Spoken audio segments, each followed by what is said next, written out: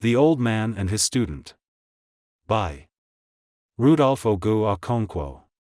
After 10 years as a teacher, a young Okija man decided to go and express his gratitude to the most important person who taught him in school. He traveled 47 kilometers to see his old teacher in Nobi, where the 80-year-old man had retired.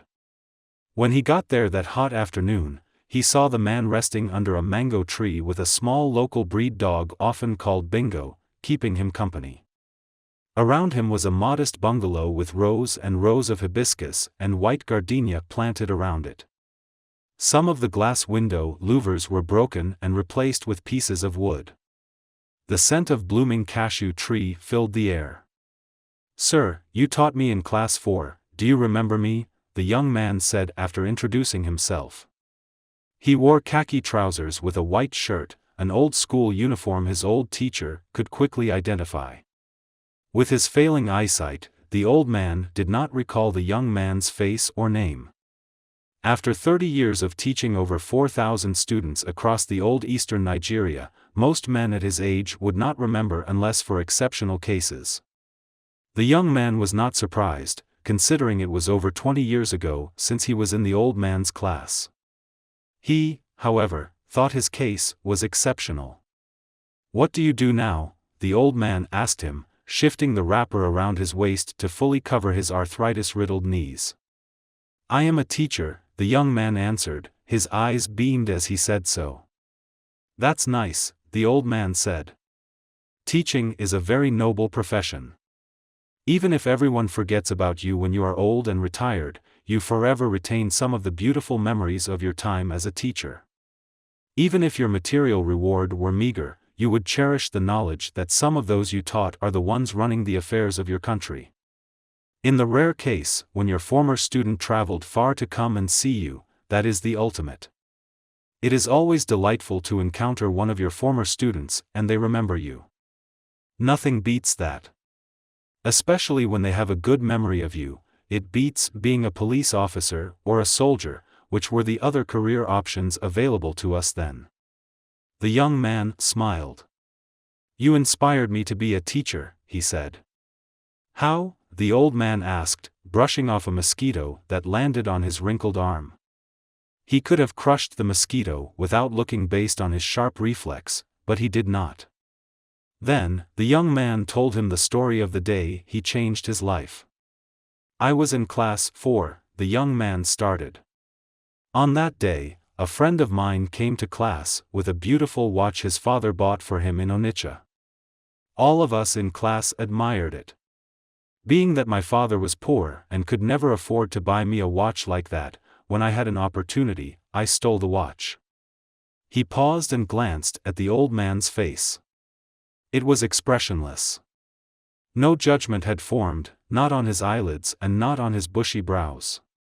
"My friend whose watch I stole tried to get the person who stole his watch to return it but failed," the young man continued. "So he reported to you.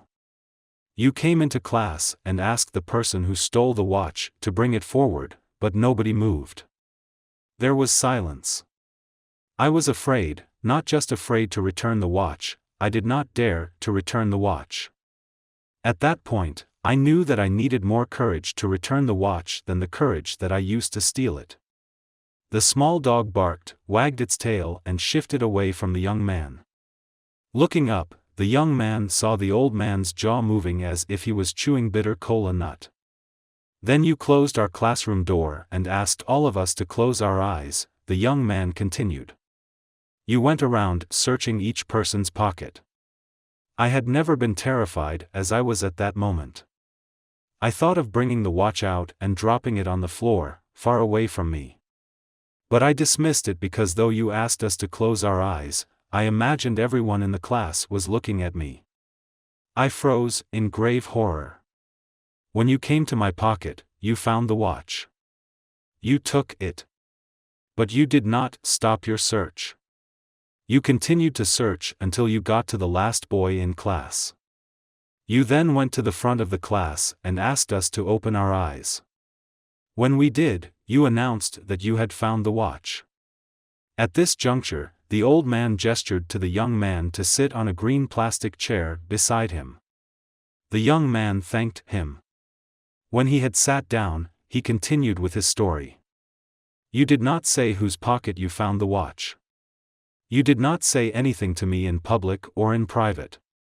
You gave the watch back to my friend, the owner. That day, you changed my life forever. I went from facing the most shameful situation ever to having my dignity restored in 60 seconds. From that day on, I resolved to be a good person for life. You did not scold me. You did not quote the Bible or the Quran. You did not take me to a shrine. You did not read out passages from the Bhagavad Gita. You did not spell out any moral lessons from Mahatma Gandhi, Abraham Lincoln, Nnamdi Azikiwe, Nelson Mandela, or Benjamin Franklin. You did not advise me to change my ways. Still, I got the message. After telling this story, the young man asked the old teacher, "Sir, do you remember this incident?" The old man smiled and said, "Yes.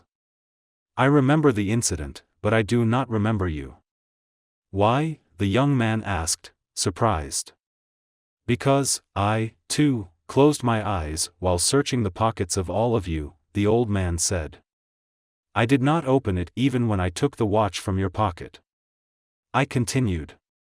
The old man dipped his hands into the pocket of a worn-out ISIA top he had on, brought out a pod of alligator pepper, 2 bitter kola nuts and an edible nzukle and offered them to the young man.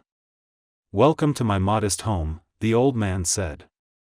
The young man cheerfully accepted them with a gleeful reminder of Brené Brown's assertion that while vulnerability is the core of shame and fear and our struggle for worthiness, it is also the birthplace of joy, creativity, belonging and love. A great teacher knows that he doesn't have to humiliate in order to correct. A great athlete knows that he doesn't have to receive a medal in order to be a winner. A great believer knows that he doesn't have to fight for his God to demonstrate the affirmation of the creed. If you must humiliate anyone for you to correct, then you do not know how to teach. If you must get a medal to feel like a winner, you don't know that participation is everything.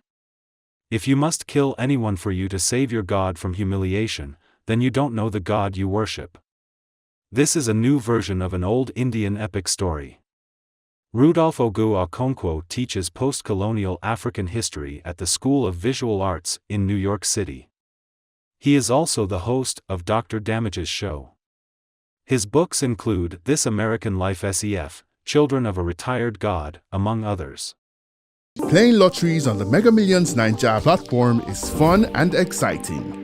Get started by following these simple steps. Visit www.megamillionsnaija.com. Click register at the top of the homepage. You can sign up to Mega Millions Naija. Once your account is confirmed, log in and select a lottery or draw to play.